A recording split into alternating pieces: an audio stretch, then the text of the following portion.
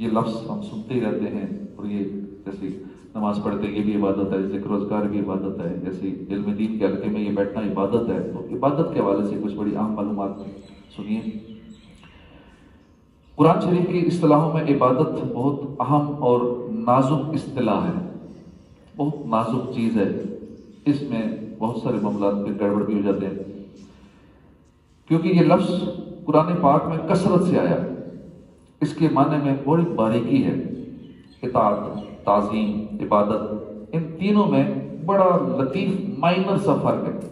There is a small difference, بالکل ہلکا سا فرق ہے تعظیم کے اندر، اطاعت کے اندر، عبادت کے اندر۔ بعض لوگ اس نازک فرق کا اعتبار نہیں کرتے، ہر تعظیم کو، ہر اطاعت کو عبادت کہہ دیتے ہیں، اور سارے مسلمانوں کو مشرک، بدعتی، کافر کہہ دیتے ہیں، کیونکہ ان کو ڈفرنس نہیں پتہ ہوتا کہ اطاعت، عبادت اور تعظیم میں فرق کیا ہے۔ اس لیے اس کا مفہوم اور اس کا مقصود یہ بڑے غور سے ہمیں سمجھنا چاہیے۔ عبادت عبد سے بنا ہے، بمانا بندہ۔ عبادت کی لغوی معنی ہے کہ بندہ بننا، بندہ بننا یا اپنی بندگی کا اظہار کرنا، جس سے لازم آتا ہے معبود کی الوہیت کا اقرار کرنا۔ مفسرین نے اس کی تعریف انتہائی تعظیم بھی کی ہے کہ انتہائی تعظیم کو عبادت کہتے ہیں، اور انتہائی عاجزی کو بھی عبادت کہا جاتا ہے۔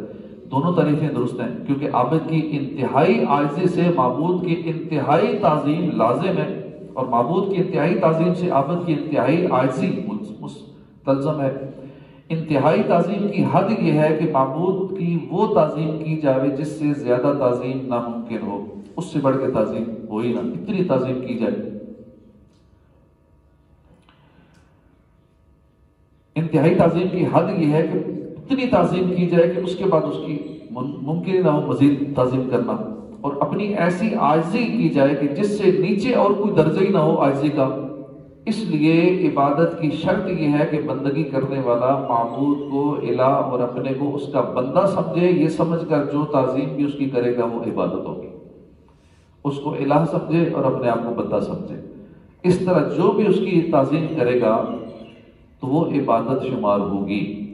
اگر اسے الہ نہیں سمجھتا، اگر الہ نہیں سمجھتا اور پھر بھی اس کی تعظیم کرتا ہے تو وہ عبادت نہیں کہلائے گی۔ جیسے بزرگوں کی ہم تعظیم کرتے ہیں، ادب کرتے ہیں، اب اس کا یہ مطلب ہی ہم ادب کر رہے ہیں، تعظیم کر رہے ہیں یا ان کی اطاعت کر رہے ہیں تو یہ عبادت ہو جائے گی، یا کسی اللہ کے ولی کی ہم تعظیم کر رہے ہیں، ادب سے اس کے ہاتھ چوم رہے ہیں، اس کے آگے ہاتھ باندھ کے کھڑے ہیں تو یہ اس کی عبادت ہو جائے گی۔ تعظیم ہے، کیونکہ اسے الہ نہیں سمجھ رہے، اس کو ہم اللہ کا بندہ سمجھ رہے ہیں۔ چاہے وہ والدین ہوں، والدین کے سامنے بھی اگر ادب کے سارے جو معاملات ادب کے، ہاتھ باندھنا، نگاہیں نیچی رکھنا، آہستہ آواز سے بولنا، والدین کی بے ادبی نہ ہو جائے، تو اب یہ جتنی بھی تعظیم کے انداز کریں گے والدین کے سامنے تو یہ عبادت نہیں کہلائے گی، یہ تعظیم کہلائے گی، کیونکہ ہم ان کو اللہ کا بندہ سمجھتے ہیں۔ اللہ کے ولی کے پاس جائیں گے، وہاں بھی جتنے تعظیم والے کام کریں گے وہ بندہ سمجھ کے، اللہ کے ولی کے مزار پہ جائیں گے، وہاں جتنے بھی تعظیم والے کام کریں گے وہ عبادت نہیں ہوگی، وہ خدا نہیں سمجھ رہے، ان کو اللہ کا بندہ سمجھ رہے ہیں۔ تو اس لیے یہ فرق سمجھنا چاہیے تعظیم میں اور عبادت میں۔ اگر اسے الہ نہیں سمجھتے بلکہ نبی، ولی، باپ، استاد، پیر، حاکم، بادشاہ سمجھ کر تعظیم کرے کہ کوئی بڑا آ گیا، حاکم آ گیا، بادشاہ آ گیا، کوئی بڑا اللہ کا ولی آ گیا، کوئی بھی آ گیا، اس کو بڑا سمجھ کے اب تعظیم کے لیے کھڑے ہو گئے، فلاں صاحب آ گئے، اب یہ عبادت نہیں کہلائے گی، یہ تعظیم ہوئی، اس کی ادب ہوا، ادب و احترام ہوا، اس کا نام اطاعت ہوگا، توقیر، تعظیم، تبجیل ہوگا، عبادت نہ ہوگا۔ غرض کہ اطاعت و تعظیم تو اللہ تعالیٰ اور بندوں سب کی ہو سکتی ہے۔ اطاعت، تعظیم اللہ کی بھی ہو سکتی ہے، جب اطاعت اللہ کی جائے، جب تعظیم اللہ کی جائے تو وہ عبادت کہلائے گی۔ بندوں کی جائے تو وہ عبادت نہیں کہلائے گی، وہ صرف تعظیم ہی رہے گی، وہ صرف ادب و احترام ہی رہے گا۔ لیکن عبادت اللہ ہی کی ہو سکتی ہے، بندے کی نہیں ہو سکتی۔ اگر بندے کی عبادت کی تو وہ شرک ہو گیا، اور اگر بندے کی تعظیم کی تو جیسا بندہ ویسے اس کی تعظیم کا حکم ہے۔ کوئی تعظیم کفر ہے، جیسے گنگا، جمنا، ہولی، دیوالی کی تعظیم، اسی طرح کفار کے جو وہ ہوتے ہیں، وہ جو بھی تہوار ہو رہے ہیں، کفار کی چیزیں ہیں، اب اس کی تعظیم کریں گے تو یہ کفر ہو جائے گا۔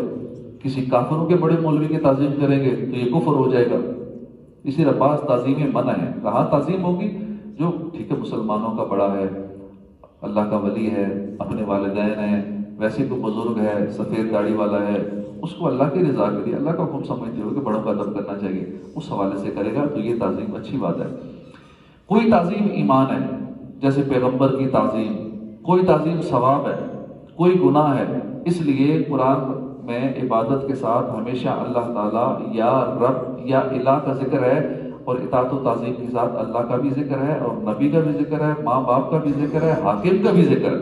وَقَضَىٰ رَبُّكَ أَلَّا تَعْبُدُوا إِلَّا إِيَّاهُ وَبِالْوَالِدَيْنِ إِحْسَانًا. آپ کے رب نے فیصلہ فرما دیا کہ اس کے سوا کسی کی عبادت نہ کرو، اور ماں باپ کے ساتھ احسان کرو. اب ماں باپ سے احسان کریں گے تو عبادت نہیں ہوگی.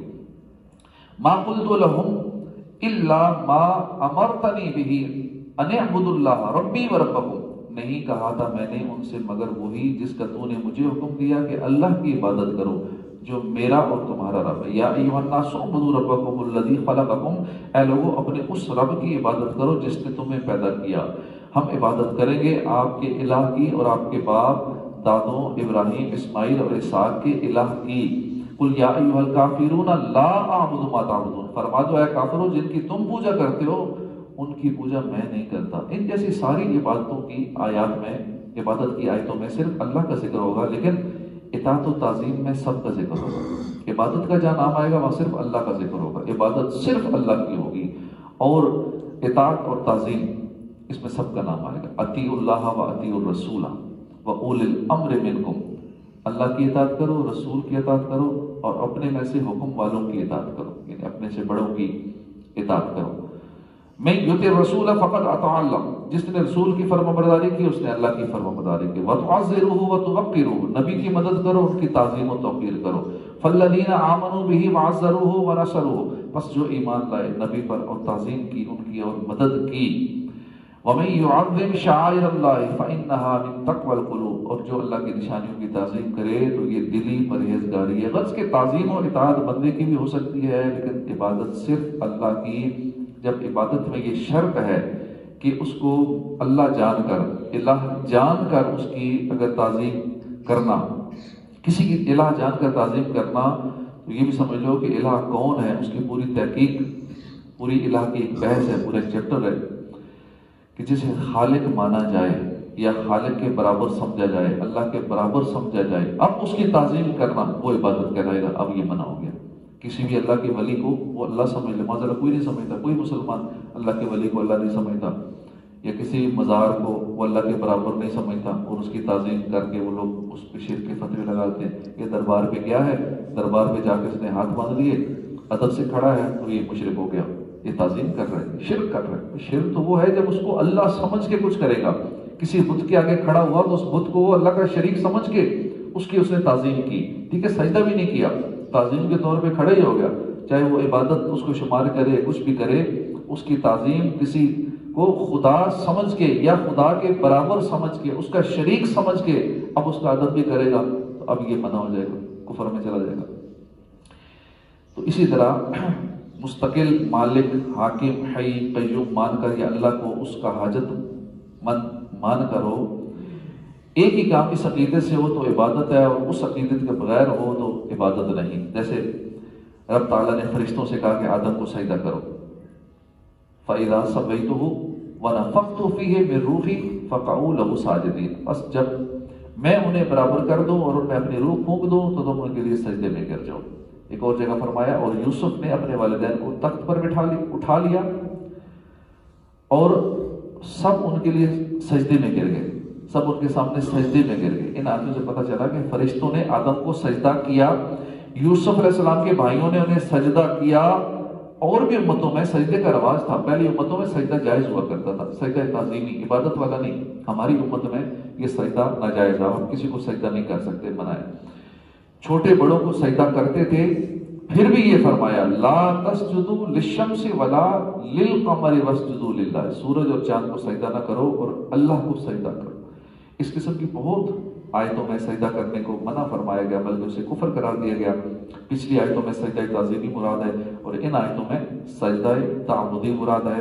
بندوں کو تعبدی سجدہ نہ اس سے پہلے کسی دین میں جائز تھا یعنی عبادت سمجھ کے سجدہ یا اس کو الہ سمجھ کے سجدہ پہلے بھی جائز نہیں تھا، وہ سجدہ تعظیم کے لیے ہوا کرتا تھا، ایک رواج تھا کہ بڑوں کی تعظیم کرنے کے لیے سجدہ کرنا، لیکن اب وہ بھی جائز نہیں ہے، کسی دین میں جائز تھا اور اس وقت بالکل جائز نہیں ہے ہمارے اسلام میں۔ ہمیشہ سے یہ شرک رہا ہے کسی کو عبادت سمجھ کے سجدہ کرنا، شروع سے یہ شرک رہا ہے۔ سجدہ تعظیمی پہلے دنوں میں جائز تھا، ہمارے اسلام میں حرام ہے، لہذا کسی کو سجدہ تعظیمی کرنا اب حرام ہے، شرک نہیں ہے، حرام ہے۔ لیکن سجدہ تعبدی کرنا یہ شرک ہے، یعنی اس کو الہ سمجھ کے، مالک سمجھ کے، اللہ سمجھ کے یا اس کا برابر سمجھ کے وہ سجدہ کرنا یہ شرک ہے۔ ایک ہی کام الوہیت کے عقیدے سے شرک ہے اور بغیر عقیدہ الوہیت کے شرک نہیں ہے۔ مسلمان سنگ اسود کو، مقام ابراہیم، آب زمزم کی تعظیم کرتے ہیں، مشرک نہیں ہے۔ حجر اسود کو سارے چومتے ہیں، اب اس کے چومنے سے بندہ مشرک نہیں ہو جائے گا، مگر ہندو بت یا گنگا جل کی تعظیم کرے تو وہ مشرک ہے، کیونکہ مومن کا عقیدہ ان چیزوں کی الوہیت کا نہیں ہے، کفار کا عقیدہ الوہیت کا ہے۔